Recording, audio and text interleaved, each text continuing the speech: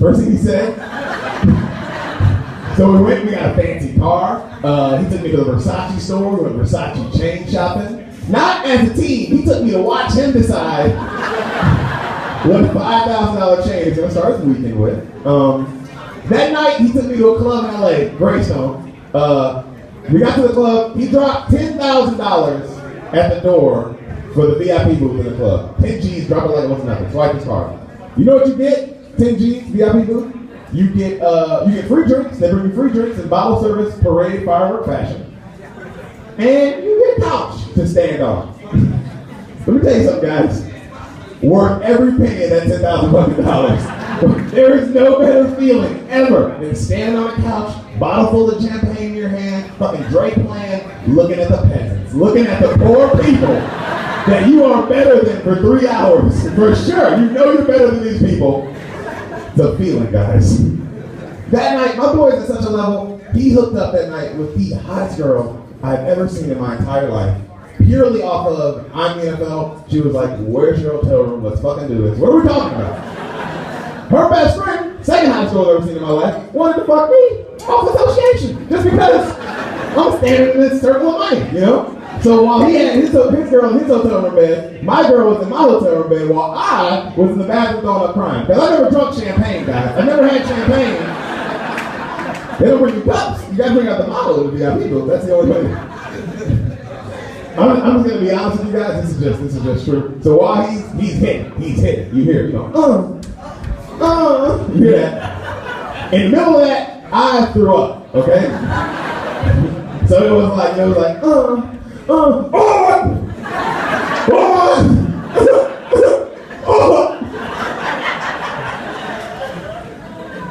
You heard him stop, you heard him go, And I heard her go, oh my God, are you gonna help him? Are you gonna do something? And without missing a beat, I heard my best friend go, what the hell am I supposed to do? Hold his afro back? Best friend in the world.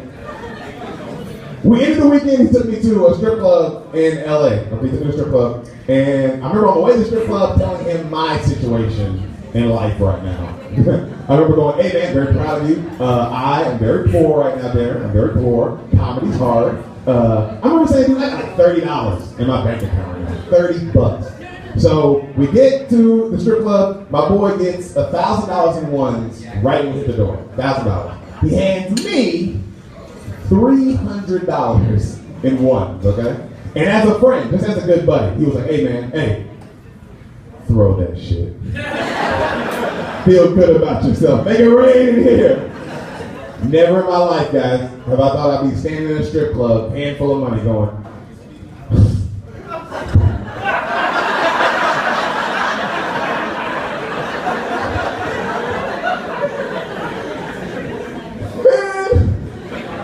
don't let me throw this money on these titties, bro. Please.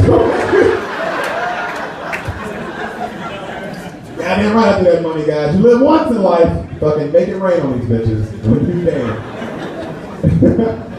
Oh my God, you guys have been so much fun. One more thing. We'll do one more thing before I get out of here. Guys, I love white girls. I love white girls so much. Because white girls are nice. White girls are sweet. White girls want to say penguins and shit, you know? White girls.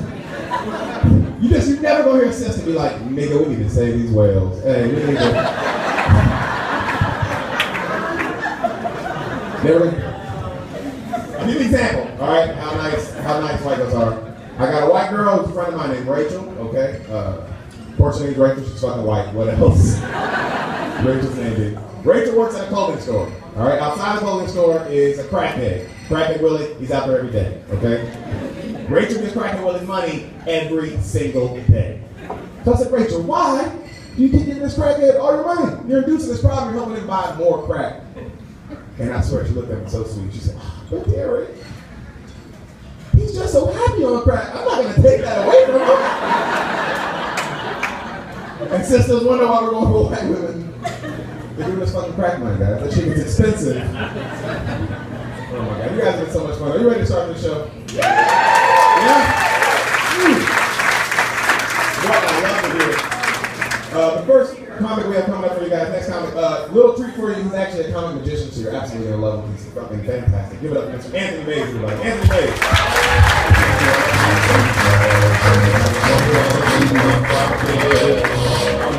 Keep going for Derek, everyone. Keep going for yourselves. It's the weekend. Hang out. Good for you.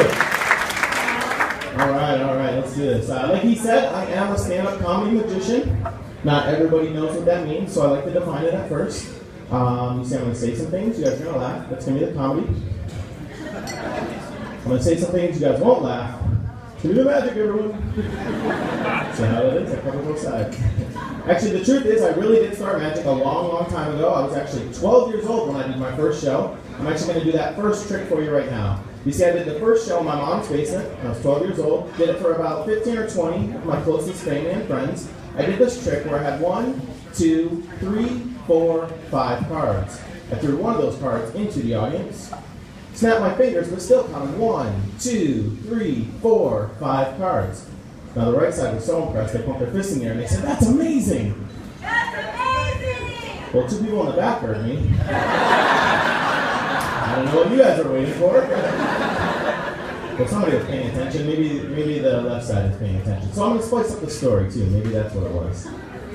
So I started magic when I was 6 years old.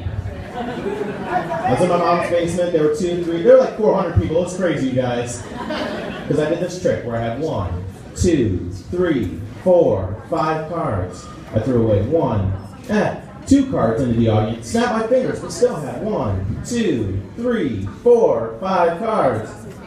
That's amazing! You guys still didn't do it. What the hell? I don't know what you're waiting for. The story's pretty good. Okay, fine. I'll spice it up a little bit more. You know what's coming. So I started magic when I was 2 years old. I was in my mom's basement. There were 2, 3, 4. There were like 5,000 people. It was insane, guys. Because I did this trick where I had 1, 2, 3, 4, 5 cards. I threw away 1, 2, 3, 4, 5,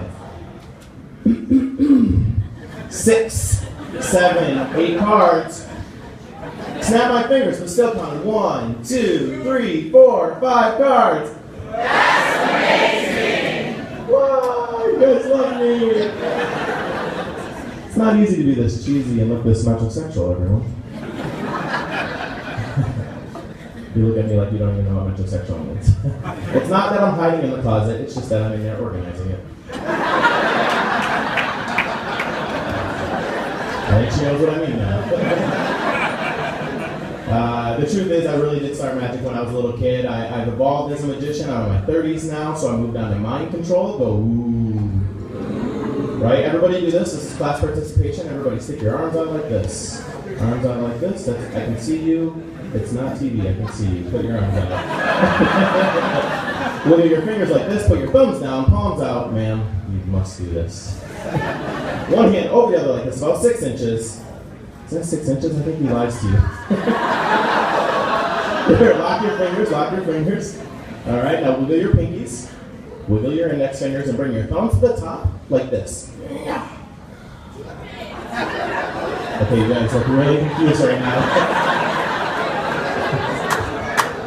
I actually did this last weekend for a guy at the bar, and he's like, "Oh yeah, I can do magic too." And then he made a bird appear. I didn't know if I should be impressed or offended, but I couldn't let him show me up like that, so I multiplied it. The truth really is that I did start magic a long time ago, and now I've moved on, like I said. The very first trick, though, that I ever saw was by my grandfather, and that's kind of what got me started into magic. The problem, though, is that my grandfather was also into poetry, so the very first effect he ever showed me combined both magic and poetry for this next effect. Now, in order to do this, actually, here, I'll just start. So it's using these cards. There's 3 cards. This is the story using cards, rhyme, and wit. He composed it himself, that is no shop. Okay, it doesn't rhyme yet, but he had to change some of the words. You'll see why in a second. So this is the story of 2 gals and a guy. It's a soap opera of sorts. Now let's find out why. The first 2 agree they were husband and wife, a king and his queen for most of their life. Now he called her Rita, she called him Stan. Yeah, she was his queen, and Stan was her man. It's not the Madhouse of Poetry, everyone. You guys can laugh. It's okay. You see, the king, he was happy. The queen, she was not, for it was child they wanted, but could not be got. Oh, the king, he was potent, virile, well made. 'Twas the queen who was sterile. You see, she is spayed. It's a veterinary, turn back off. Ah, the king, he yearned for a son, someone to carry his name, and soon it was Edith he soon started to blame. The yelling, the fighting, they could take it no more. She called Stan a bum, and his mistress a horrible person. Oh, she knew about young Kate. She was a young, pretty lass, with the face of a queen and a firm, shapely ankle. I think it was her ankle, sir. But she's a clubfoot, so she's not going to dance much. Ah, the king, he lusted for Kate, but he still loved his queen, so a threesome they became, with the king in between. Welcome to Horton Plaza, everyone. The King's Stand Trio, they soon came to be known, but a king with two queens would surely rock the throne. Well, greed and envy, they don't mix well with fate, and soon it was Edith who lusted for Kate. Did I wake you up? Well, the two queens in love, they sent Stan away, but he was persistent. He wanted to stay.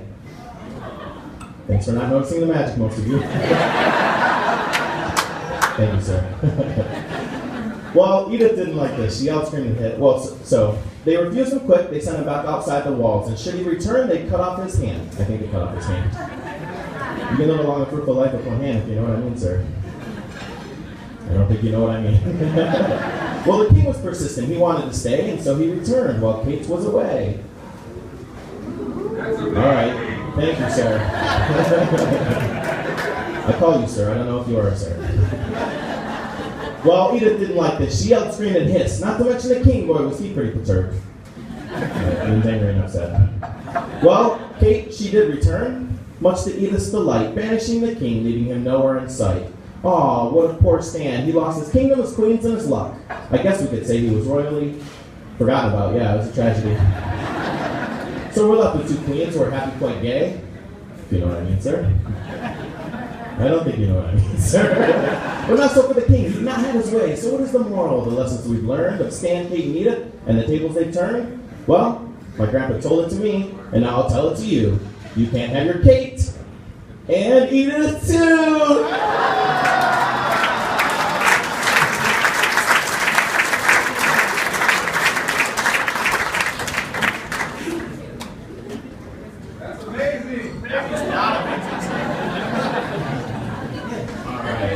Now that you're in a frenzy, let's just continue in this carnival-like atmosphere, everybody. Ma'am, I know I kind of made that joke earlier. Yes, I'm talking to you, the one that is sitting on the team in the front row. What is your name? Lindsay? Okay, now I've never met you, right, Lindsay? Alright, we're going to try a little mentalism here, okay? This is weird, Lindsay. Every once in a while I get these weird premonitions. So on the way over here, I actually drew down on a pad of paper a prediction, okay? So I want you to think of a 3-digit number. A 3-digit number. Do you have that? Okay. Is the number you're thinking of 423? No? That's what I thought.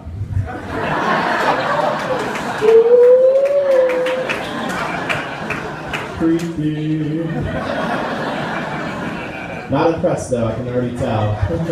That's fine, I went a little bit further. I had another premonition. I want you to imagine like you're on a African safari, okay? Now on that African safari, I want you to imagine an animal that has 4 legs, not this gentleman in particular. Do you have it? What is the animal you are thinking of? You have to say it to me, that's how I hear. A giraffe? Lindsay, this is crazy. Because before the show, I actually drew the image of a giraffe. Isn't that amazing? Hey, I'm a magician, not an artist, don't judge me. He's in a flower field. Still not impressed, I can tell, so we'll go one step further. I want you to imagine like you get hungry after the safari, okay? Now, you go into the grocery store, you grab one item off the shelf. What is the item you are thinking of? No. That gentleman wants condoms, but you would like an apple? What kind of, like a gala, a pink lady, like what kind of? A Fuji apple. Okay, that's crazy, Lindsay. Before the show, I actually drew the barcode for a Fuji apple. Isn't that crazy? You can scan it. You can scan it.